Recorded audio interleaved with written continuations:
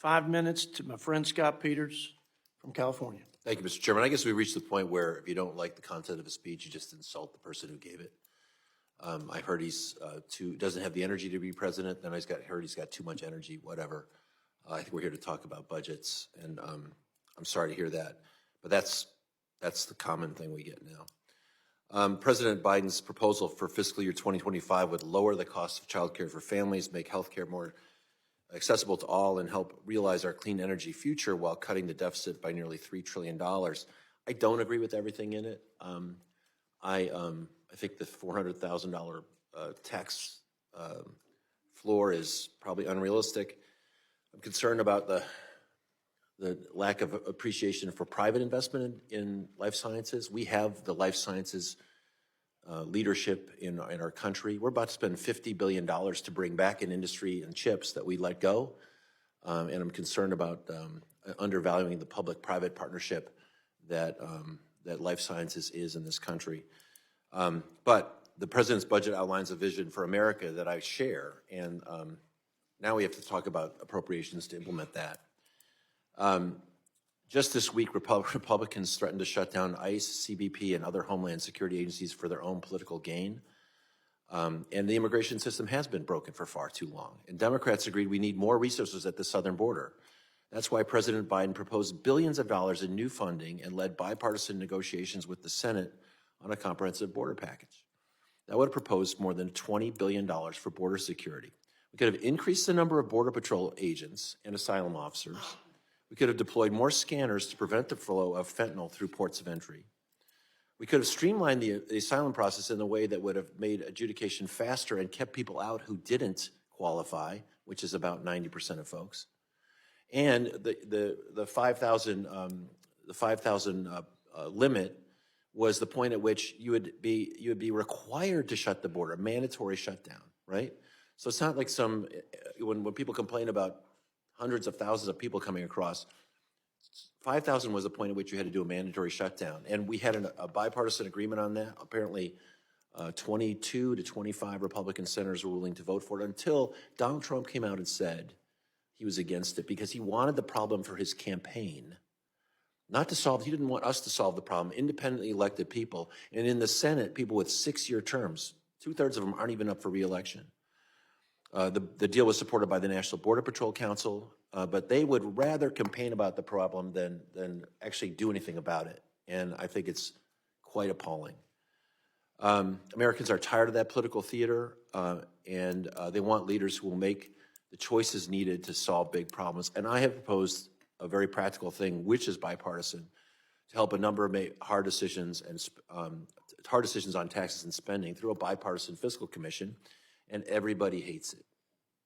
The AARP was here when we did the hearing on it. I've heard from all the groups that they don't want to do anything with Social Security. Even as we watch 10 years from now, we're looking at across the board cuts. They say don't touch Social Security. That's the wrong answer. And since then, Newt Gingrich and Grover Norquist have come out hard against it because they're afraid it will raise taxes. Well, I think we must be in the right place. I think we must be in the right place.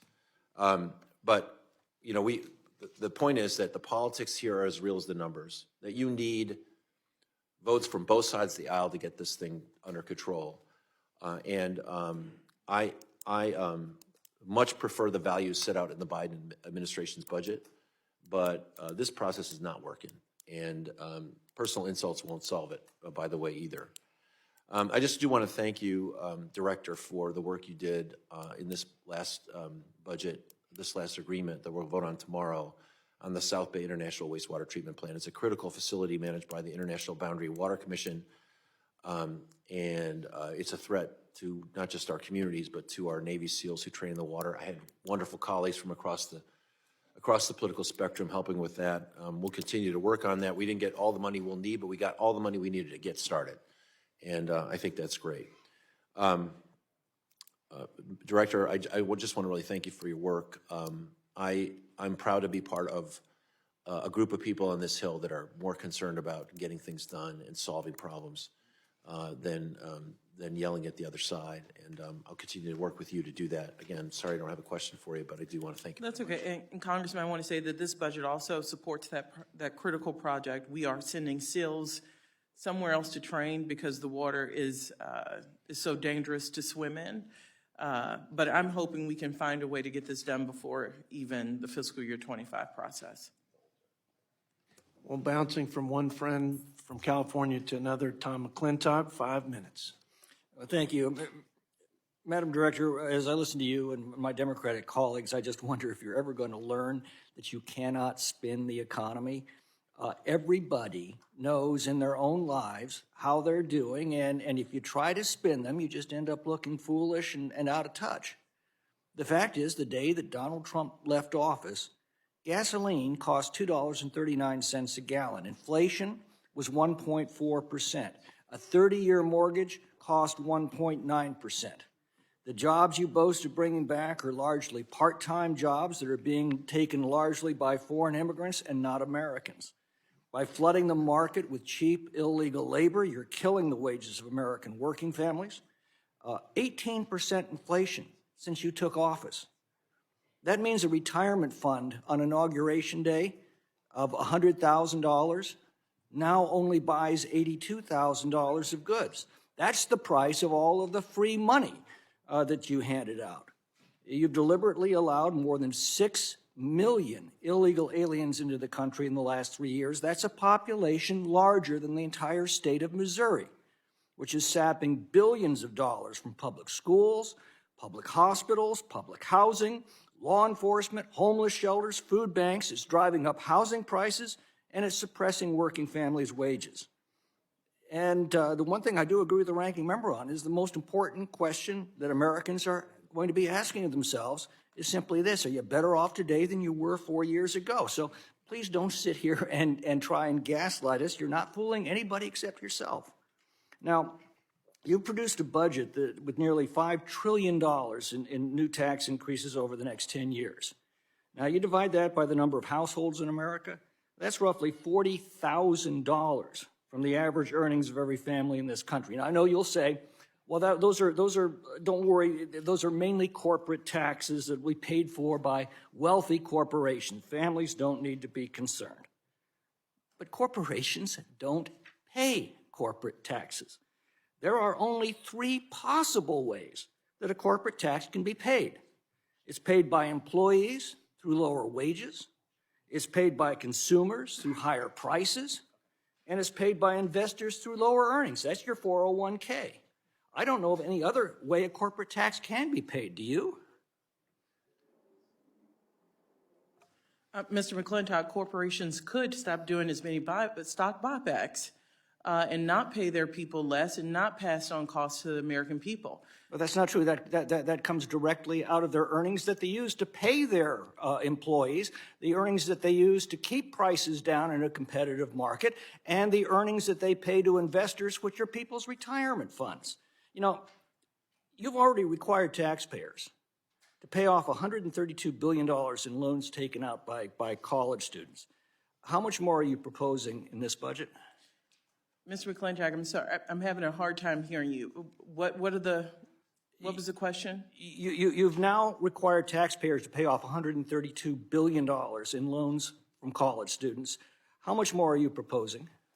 Mr. McClintock, the president has been unapologetic in saying that we need to do whatever we can to reduce the burden that student loans have had for students That's who clear, have but I think he should be very years. apologetic in this respect. You take 2 young people.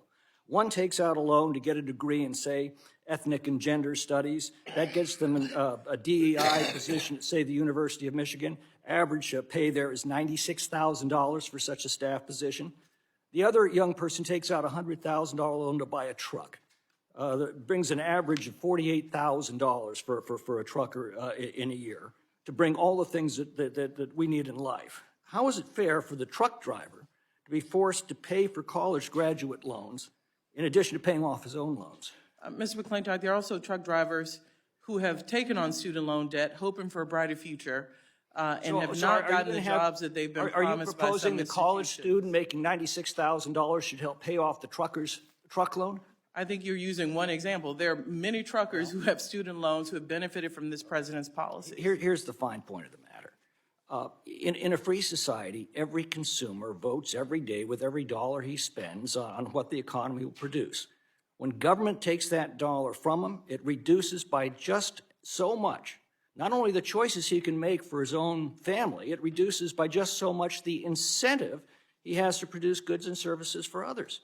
That's why socialism produces misery and poverty wherever it's imposed on a society. Now, you've just proposed the highest peacetime government spending ever. That takes away the choice of individual consumers to meet their own needs and with their own earnings, and it destroys the incentives of individual producers to meet consumer needs. That in turn destroys the prosperity that we once took for granted. Nothing good will come of this. And if you can't understand that, it is time that you be replaced by those who do. I yield back. I thank the gentleman from California, and now yield 5 minutes to Ms. Barbara Lee from California. Thank you very much. Good to see you, Director Young. Thank you so much for your leadership and for a budget that, yes, it does reflect, I think, the values of our country.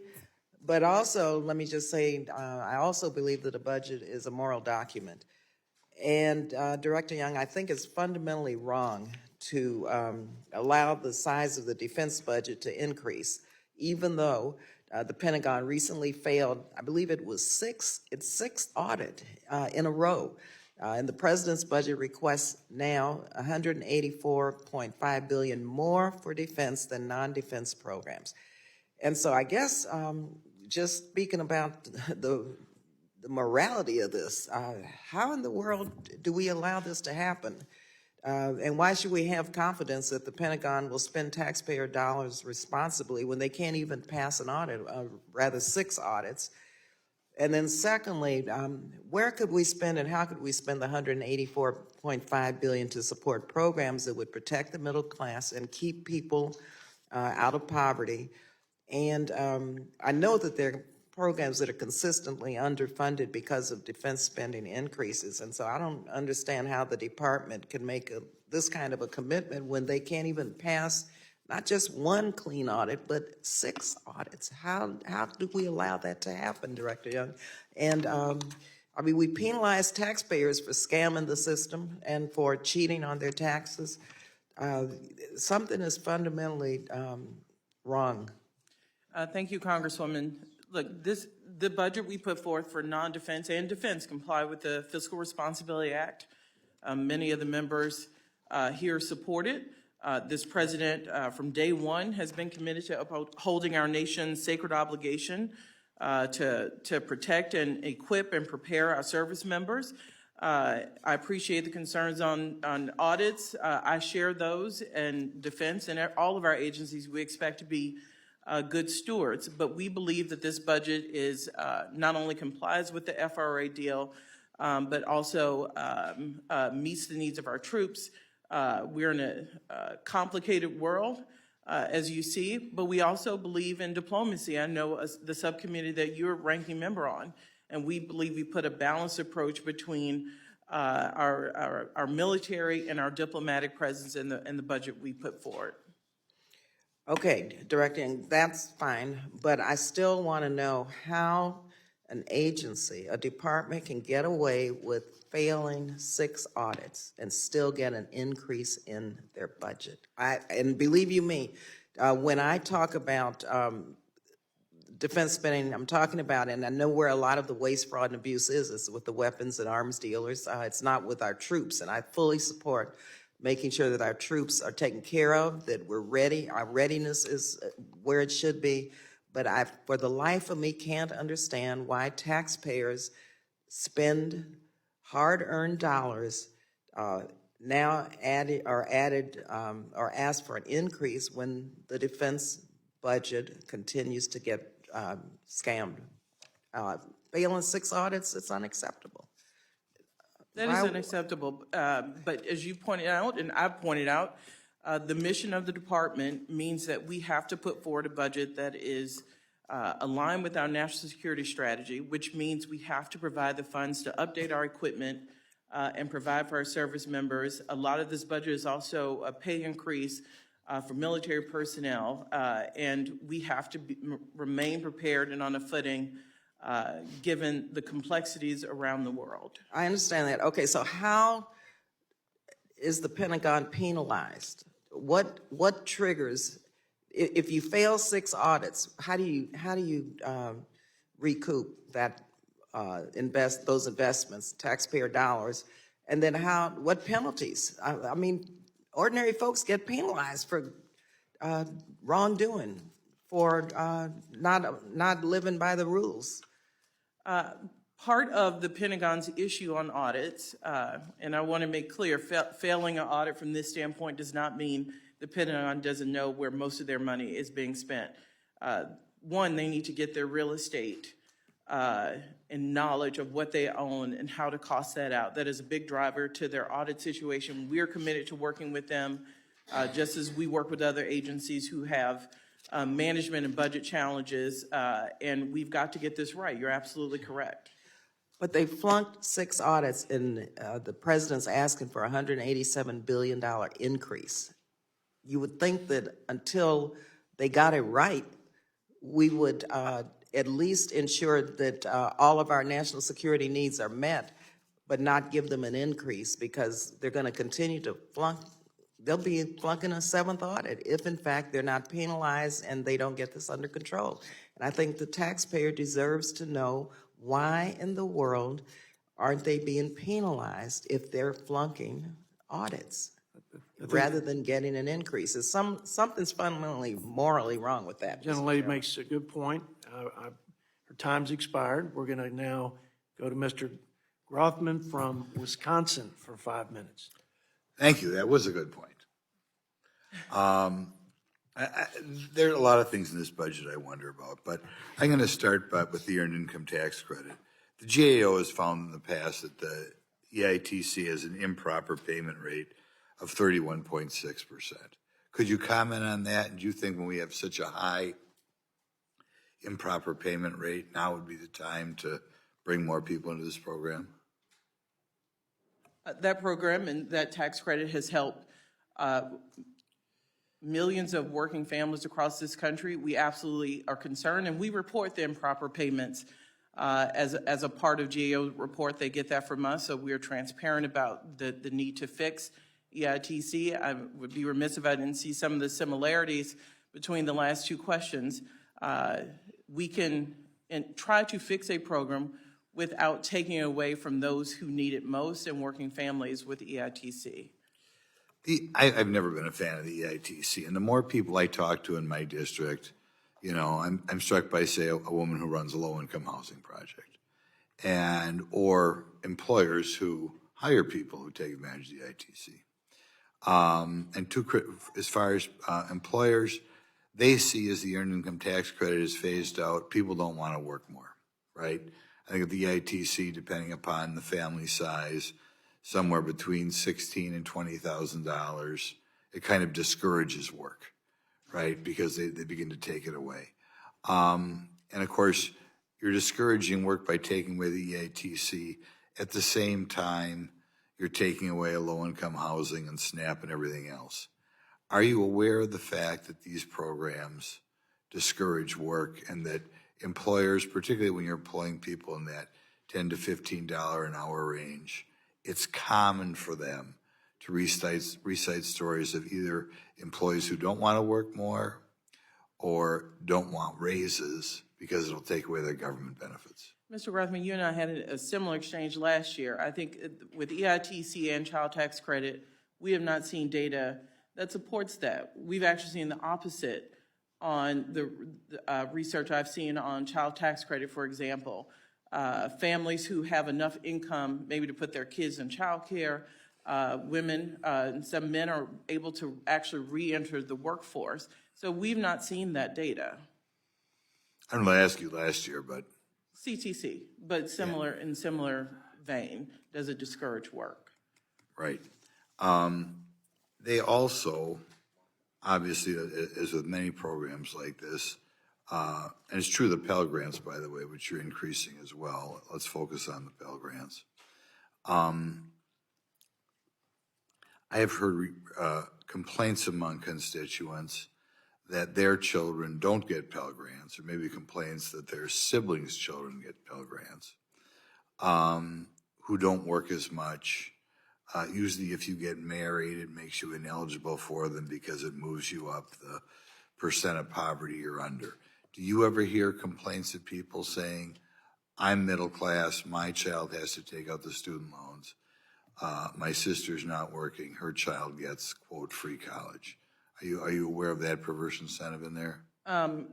You brought up something you've heard from your constituents. I've not heard that complaint about Pell Grants before. Typically, Pell Grants have enjoyed wide range support because they do help working families, not people who sit at home, but working families send their kids to school when they couldn't afford it any other way, which is why we have been committed to doubling the size of Pell Grants.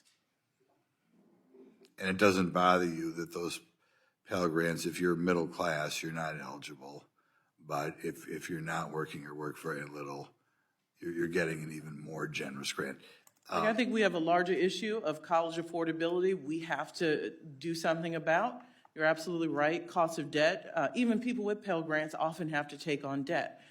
So you're hitting on issues that we have to find solutions to, but one of the key ways to help working families is through the Pell Grant program. I'll give you one more thing. You're expanding SNAP as well. When I tour my food banks, I like to tour them, and it's wonderful to see so many people helping out people in need. But when I tour the food banks in my district, they always make a point that all the food there is what I'll call healthy food. You know, when I go to a food bank, privately operated by a church, what have you, you never see Mountain Dew or Pop-Tarts on the shelf. It's always better stuff. Would you consider, if you're going to expand SNAP, restricting it more to programs like we have for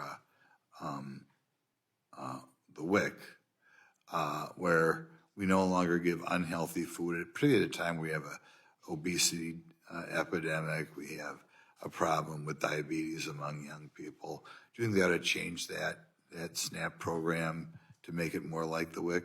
Congressman, I'm happy The to. gentleman's time's expired, but I would Yeah, like for you to I'm go ahead happy and to answer talk his to the question. Secretary of Agriculture about the nutritional requirements in SNAP, and I want to thank everyone here for also their support in WIC, and thank you for bringing up that critically important program. But I will take that back to agriculture, this idea of nutritional guidelines. I thank the gentleman from Wisconsin and now yield to the gentlelady from Illinois, Ms. Schakowsky, for 5 minutes.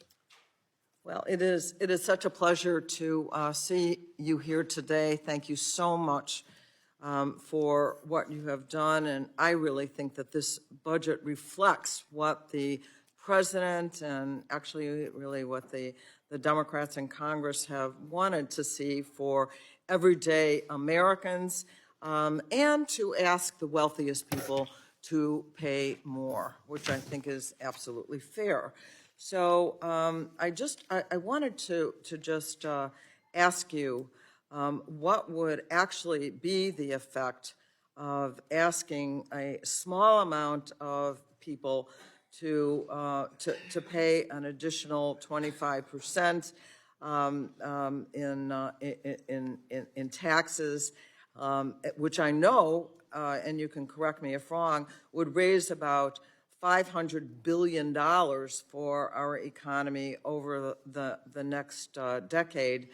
But I'm wondering if you could tell us, Director Young, if you could give an estimate of how many people would actually be subjected to this larger tax, and what is their average net worth? I think you're talking about the tax proposal that we call the billionaire tax. It's also Yes. hundreds of millionaire tax. It affects the wealthiest 0.01% of taxpayers. It hits the top 1% billionaires and hundreds of millionaires. It raises $500 billion, even though this is a small population. So that speaks to the wealth in this population. That speaks to the ability for them to use the tax system in ways that are not available to working families, most of whom work, get a paycheck, get taxed a certain rate, and have no idea of and cannot avail themselves of the same loopholes that this top 1% can. So we think it's common sense. OMB and our CEA at the White House have a report that says some of these hundreds of millionaires and billionaires, the 400 billionaires, the richest Americans, paid a tax rate of just 8% from 2010 to 2018. And that compares to what the average American might pay. That's right. what? They should not get to pay over 10% less than nurses, firefighters, teachers, and people who go to work every day and get taxed on their work. Well, I certainly think most Americans think that, but most Americans also think that what is in this budget is really going to help them, and isn't that what we're really supposed to be about? We know that the permanence of the child tax credit, which we saw in the 1 year it worked, that it reduced child poverty by almost half, that we're going to have universal preschool, which would be so fantastic, a doubling of the Pell Grant, which would help so many people that would go to college. We're going to see a lowering of the cost of health care for most Americans.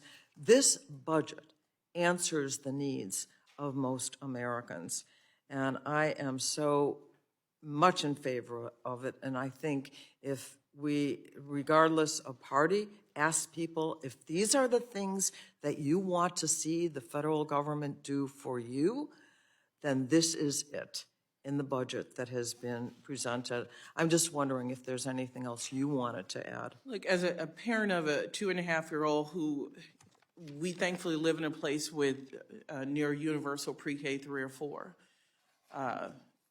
the path that is highly researched, it sets a child on, all Americans should have access to that. What about child and family leave, too? I mean, the family leave. I mean, it's just common sense. One shouldn't have to choose. Think about hourly workers. Jobs threatened if they take time off. You shouldn't have to choose between being there for your family, whether it be due to an illness, to a child being born, and worry about losing your job. So it is about how we view ourselves as Americans and what should be available to people and what is treated as a right for people. It is also investments in what we believe create economic growth. This isn't just about spending and taxes. We want to also invest in programs that will allow the economy to stretch, bring more people into the workforce. We believe childcare, pre-K, paid leave will help do that. So no downside. We help the economy and we help the American people. Thank you. And